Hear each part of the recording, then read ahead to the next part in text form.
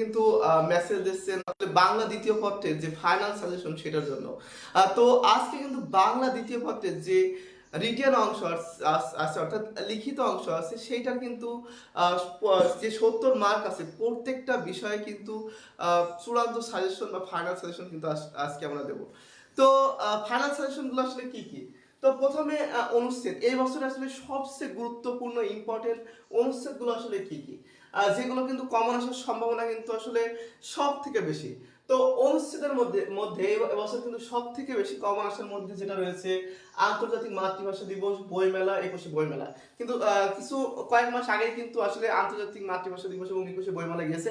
তো সেই প্রেক্ষিতে কিন্তু এবার কিন্তু আন্তর্জাতিক মাতৃভাষা দিবস বা বইমেলা বা 21শে মেলা কিন্তু একটি ইম্পর্টেন্ট টপিক কিন্তু বলা যায়। তারপর জাতীয় পতাকা, তারপর জাতীয় সঙ্গীত, কম্পিউটার, মোবাইল ফোন, সুন্দরবন, স্বাধীনতা দিবস। স্বাধীনতা দিবসও কিন্তু খুব নিকটে কিন্তু আমরা অতিবাহিত করেছি। তো একটু খেয়াল করলে দেখবা যে প্রতি বছরের পরীক্ষায় যে বিষয়গুলো মানে সম্প্রতি ঘটে সেই আঙ্গিকে কিন্তু আসলে অনেক প্রশ্ন কিন্তু আসে। তো এইটা কিন্তু আসলে মাথায় রাখবা।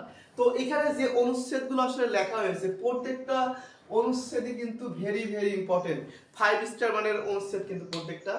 এরপর আসে পত্র লিখন। পত্র লিখন পত্রিকা প্রকাশের জন্য চিঠি। তো চিঠি কিন্তু অনেক রকম হতে পারে, পত্রিকা প্রকাশের জন্য হতে পারে, ব্যক্তিগত চিঠি হতে পারে। তো পত্রিকা প্রকাশের জন্য যে দুইটা চিঠি কিন্তু এবার খুবই ইম্পর্টেন্ট, সেটা হচ্ছে সড়ক দুর্ঘটনা রোধে এবং রাস্তা বা এলাকার কোনো কিছু মেরামত করার উদ্দেশ্যে একটি যে পত্র লেখন। তারপর স্বাস্থ্য কেন্দ্রের দুর্দশার কথা জানিয়ে পত্র লেখনটাও কিন্তু অনেক অনেক ইম্পর্টেন্ট।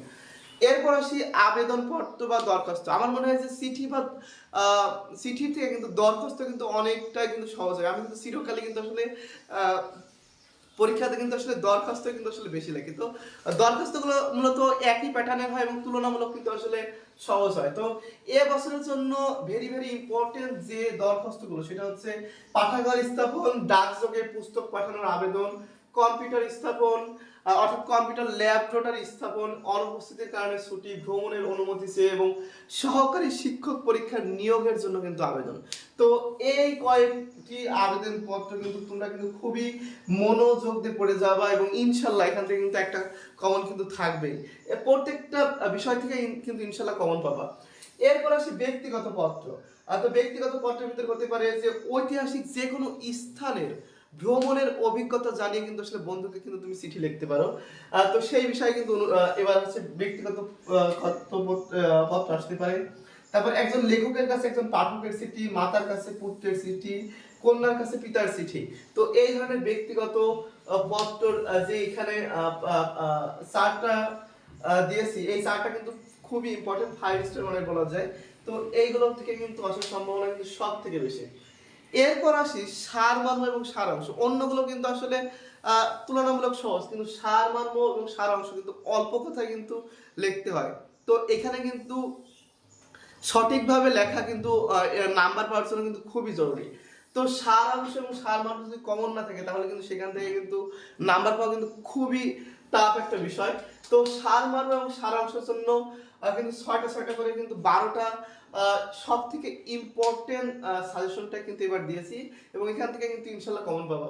তো সারমর্মের ভিতরে রয়েছে যে দৈন্য যদি আসে, তারপরে এসেছে নতুন শিশু, আসিতেছে শুভদিন, ধন্য আশা কুকুকিনী, ওরে নবীন, ওরে আমরা, বসুমতী তুমি কেন। তো এই 6টা সারমর্ম কিন্তু খুব মনোযোগ দিয়ে কিন্তু আসলে দেখে যেতে হবে যদি 70 মার্কই যদি তোমার পাওয়ার ইচ্ছা থাকে। আর পাওয়ার ইচ্ছা না থাকলে কিন্তু আসলে আমি কিন্তু আসলে কিছু করতে পারবো না। তারপরে আসি সারাংশের দিকে। আচ্ছা, সারমর্ম বলতে আসলে কবিতা থেকে সংক্ষিপ্ত আকারে যে যেটা লেখা সেটা আসলে সারমর্ম। যখন কোনো একটা অনুচ্ছেদ থেকে লেখা হয় তখন সেটাকে বলে আসলে সারাংশ। তো এরপরে সারাংশ যে 6টা খুবই ইম্পর্টেন্ট, সেটা হচ্ছে অভাব আছি বলে জগৎ সুন্দর, তারপর তুমি বসন্তের কোকিল, বিদ্যা মানুষের মূল্যবান সম্পদ, অভ্যাস ভয়ানক জিনিস, তারপর মহাসমুদ্রের শত বৎসরের কল্লোল, মাটি স্নেহের তুলনা নেই।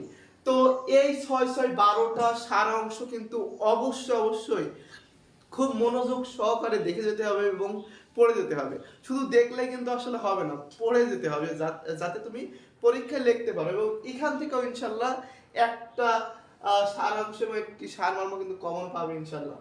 তারপর ভাব সম্প্রসারণ। ভাব সম্প্রসারণের ভিতরে এবছর সব থেকে ইম্পর্টেন্ট যে ভাব সম্প্রসারণ গুলো হচ্ছে সেগুলো হচ্ছে বই কিনে কেউ দেউলিয়া হয় না, যে সহে সে রহে। তারপর মানুষ বাঁচে তার কর্মের মধ্য দিয়ে। তারপর গ্রন্থগত বিদ্যা পরহস্তে ধন, মেঘ দেখে কেউ করিস নে ভয়, আপনি আসছি ধর্ম শিক্ষা অপার, বিদ্যার সঙ্গে সম্পর্কহীন জীবন। তো এইগুলো পড়লে ইনশাল্লাহ 100% কিন্তু কমন পাওয়ার কিন্তু সম্ভাবনা রয়েছে এবছর ভাব সম্প্রসারণ। এরপরে আসি রচনা।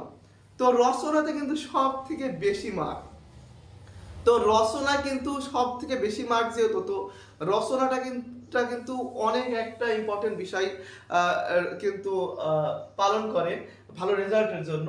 তো রচনার দিকে কিন্তু অবশ্যই কিন্তু গুরুত্ব দিতে হবে। এবং আমি সবাইকে বলবো যে রচনা জিনিসটা আসলে পরীক্ষার একদম লাস্টের দিকে আসলে একটু সময় নিয়ে আসলে লেখা উচিত, তাহলে অনেক সময় ধরে কিন্তু আসলে লেখা যায়। তো রচনা, তো এবছর রচনার জন্য সব থেকে ইম্পর্টেন্ট যে 5টি রচনা যেটা কিন্তু কমন আসবে বলা যায়। 1 নম্বরে আছে বাংলাদেশের প্রাকৃতিক দুর্যোগ, তারপরে 2 নম্বর আছে কৃষিকাজে বিজ্ঞান, 3 নম্বর আছে আসলে মাদকাসক্তি ও তার প্রতিকার। তো মাদকাসক্তি ও তার প্রতিকার এবং বাংলাদেশের উৎসব, এই দুইটা কিন্তু বাকি তিনটার থেকে কিন্তু আরো বেশি ইম্পর্টেন্ট। তো এই দুটো কিন্তু তোমরা খুব ভালো করে কিন্তু আসলে পড়তে হবে। তারপরে সময়ানুবর্তিতা, এটাও কিন্তু একটা ইম্পর্টেন্ট সাজেশন। তো এখানে কিন্তু সব থেকে গুরুত্বপূর্ণ যে সাজেশন গুলো আছে, সবচেয়ে গুরুত্বপূর্ণ যে টপিক আছে এবছরের জন্য সেইগুলো কিন্তু আসলে দেওয়া হয়েছে। এবং তোমাদেরকে একটু যেগুলো খুব গুরুত্বপূর্ণ সেগুলো কিন্তু কমেন্টের মাধ্যমে কিন্তু আসলে দিয়ে দেওয়া হবে। তারপরে এরপর আসি সংবাদ প্রতিবেদন। তো সংবাদ প্রতিবেদনের জন্য এই বছর আসলে যে 6টা কিন্তু সব থেকে গুরুত্বপূর্ণ, সেই 6টি আসলে বিদ্যালয়ে শহীদ দিবস ও আন্তর্জাতিক মাতৃভাষা দিবস উপলক্ষে কিন্তু আসলে সংবাদ প্রতিবেদন। এরপরে 2 নম্বরে যেটা আসে সেটা হচ্ছে বিদ্যালয়ের নবীনবরণ এবং বিদায় সংবর্ধন উপলক্ষে কিন্তু আসলে সংবাদ প্রতিবেদন। তারপরে 3 নম্বর তোমার এলাকার সড়ক দুরবস্থা, তারপর বৃক্ষরোপণ বিষয়ক সংবাদ, তারপর সুন্দর হাতের লেখার জন্য, সরি একটা জিনিস দুইবার রিপিট করছি, মানুষ মাত্র আসলে ভুল করে। তো এই বছর আসলে সংবাদ প্রতিবেদনে কিন্তু সব থেকে ইম্পর্টেন্ট হচ্ছে এই 5টা। তার ভিতরে কিন্তু সব থেকে ইম্পর্টেন্ট যেটা বলা যায় সেটা হচ্ছে তোমার এলাকার সড়ক দুর্ঘটনার দুরবস্থা এবং বৃক্ষরোপণ বিষয়ক সংবাদ। তো এই ছিল এসএসসি এক্সাম 2026-এর বাংলা দ্বিতীয় পত্রের কিন্তু আসলে ফাইনাল সাজেশন। তো ইনশাল্লাহ এখান থেকে যদি তুমি এইগুলো ফলো করে যাও ইনশাল্লাহ 70 মার্কে কিন্তু আসলে কমন পাবা। তো এইগুলো কিন্তু আসলে খুব ভালো করে আসলে দেখতে হবে একটা ভালো রেজাল্ট করার জন্য। আর বাংলা দ্বিতীয় পত্রের এমসিকিউর জন্য কিন্তু আসলে মূল যে গুরুত্বপূর্ণ টপিক সেগুলো কিন্তু আসলে দাঁড়িয়ে দেবো। তো তোমাদের উদ্দেশ্যে বলতে চাই যে বাংলা দ্বিতীয় পত্রের এমসিকিউর জন্য আসলে কি করবেন। এমনিতে তো 70 মার্কের জন্য কিন্তু আমি দিয়েছি, কিন্তু 30 মার্কের যে এমসিকিউ হয় সেটা কিন্তু অনেক হার্ড হয়। তো আমি তাদের উদ্দেশ্যে বলতে চাই যে আসলে কোন বইটা পড়বেন বা কোথা থেকে পড়বেন। আমার আমি আপনাদেরকে বলতে চাই যে আপনাদের বাংলা দ্বিতীয় পত্রের যে মূল বইটা আছে আপনি ওখান থেকে 30টা এমসিকিউ কিন্তু কমন পাবেন। আসলে কমন কোথা থেকে আসে, আপনি বইয়ের যে উদাহরণগুলো থাকে এমসিকিউতে, যেমন আছে সাধারণ যোজক, তো সাধারণ যোজকের নিচে যে আসলে উদাহরণগুলো আছে সাধারণত ওই উদাহরণটা দিয়ে কিন্তু আসলে আপনাদের যে ফাইনাল এক্সামটা হয় সেগুলোতে কিন্তু আসলে এমসিকিউ করা হয়। আপনি বিগত বছরগুলো একটু ঘেটে দেখবেন, ঠিক এভাবে এগুলো কিন্তু এমসিকিউ করা হয়। তো আপনি যদি বাংলা দ্বিতীয় পত্রের মূল বইটা যদি ভালো করে পড়তে পারেন আপনি 30টা এমসিকিউ কিন্তু কমন পাবেন, এই গ্যারান্টি কিন্তু আমি দিতে পারি। আর 70 মার্কের যে রিটেন অংশ আছে অর্থাৎ লিখিত অংশ আছে তার জন্য কিন্তু অবশ্যই আমি যেগুলো কিন্তু সাজেশন দিয়েছি এগুলো কিন্তু খুব ভালো করে কিন্তু আসলে পড়তে হবে। তো ইনশাল্লাহ এখান থেকে কিন্তু কমন পাবেন। তো আজকের মতো কিন্তু আপনাকে কিন্তু বিদায় জানাতে চাই এবং এই আপনাদের সামনে একটা সুন্দর ভবিষ্যৎ, ভালো একটা রেজাল্ট কামনা করে কিন্তু আজকের মতো আমি জানিয়েছি। তো সবাই ভালো থাকবেন, আল্লাহ হাফেজ।